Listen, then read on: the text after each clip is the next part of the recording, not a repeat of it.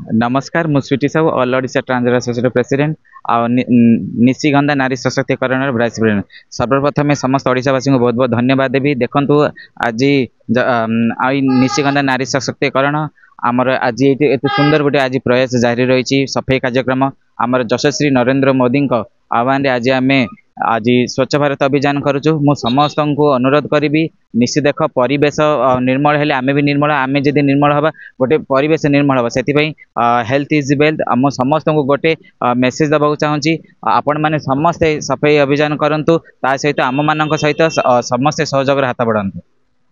सेवा प्रतिष्ठान फाउंडेशन निशिगंधा नारी सशक्तिकरण परिवार पक्षर स्वच्छ भारत स्वच्छ मिशन ए पवित्र अभियान को भारतर यशस्वी प्रधानमंत्री नरेंद्र मोदी नेतृत्व में यह अनुष्ठान दीर्घ 9 वर्ष धरी कार्यक्रम करिआसुची।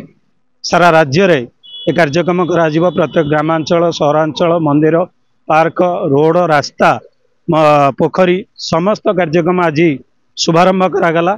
ए कार्यक्रम आज पवित्र राम मंदिर प्रांगण में आपको शुभारंभ करा बड़ भाई बीजेपी राज्य उपसभापति श्रीजुक्त गोलक महापात्र आज कार्यक्रम को उद्घाटन करिसेंती।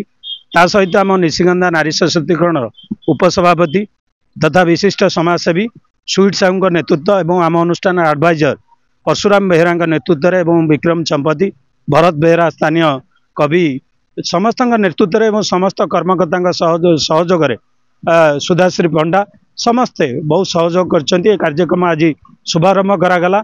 पर आम शनि मंदिर श्यामा प्रसाद मुखर्जी पार्क लिंगराज मंदिर भुवनेश्वर जेते मंदिर मंदिर पार्क समस्त कार्यक्रम पर कंटिन्यू भाव में मासक जाक मासव्यापी चलो। श्री जगन्नाथ सेवा संघ तरफ गांधी जयंती और शास्त्री जी जयंती अवसर में सफाईर कार्यक्रम चली जगन्नाथ सेवा सदन दायित्व नहीं भुवनेश्वर जिते मंदिर अच्छी विभिन्न मंदिर विभिन्न महापुरुषों स्थान ये सब जगह को सफाई कर तेणु आज गांधी जयंती रे पवित्र राम मंदिर पाखु सफाई कार्यर शुभारंभ हो सफाई कार्य चलो। तेणु सफाई जोटा प्रधानमंत्री आह्वान देते जे स्वच्छ भारत अभियान ए समस्ते सामिल होगापाई ये हूँ एक प्रयास जो थे आज संगठन ये निजक सामिल करिछि। तेणु स्वच्छता जे केवल सरकार करेंगे ता नुह स्वच्छता कार्यक्रम आम समस्ते निजक लगिबार आवश्यकता अच्छी।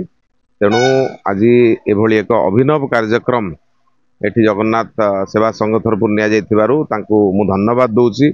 बहुत एक महत् कार्य लोक आसती निजर कम सारिकी जाती किंतु कहीं के चिंता करते जो जगार आम एत समय बितौचु ताकू स्वच्छ रखा दरकार सफा रखा दरकार। तो एभली एक महान कार्यर सफाई कार्यर दायित्व नहीं मु संगठन को धन्यवाद जनाऊँ। देखो गांधीजी जो वार्ता थिला स्वच्छ भारत जो वार्ता थिला जहाँ को प्रधानमंत्री नरेंद्र मोदी आगु को नहीं गले जदि आमे चाहूचे जे आमे समस्ते गोटे भल जीवन अतिबाहित करवा ताहले परिवेश स्वच्छ रखा दरकार निजे स्वच्छ रहा सहित परिवेशर मध्य स्वच्छता हवा दरकार। तेणु गांधीजी कही जाइथिले किंतु परवर्ती समय से काम को आगु कहीं नहीं नथिले भारतवर्षर यशस्वी प्रधानमंत्री ये कार्य को पुणी आगु को नेले जहाँ कारण आज एभली एक महान कार्य खाली गांधी ना रही स्वच्छता किंतु आज मोदी ताकू कार्य परिणत कले। आज देखो प्रत्येक स्थान स्वच्छ अच्छी प्रत्येक लोक लगी स्वच्छता आड़ को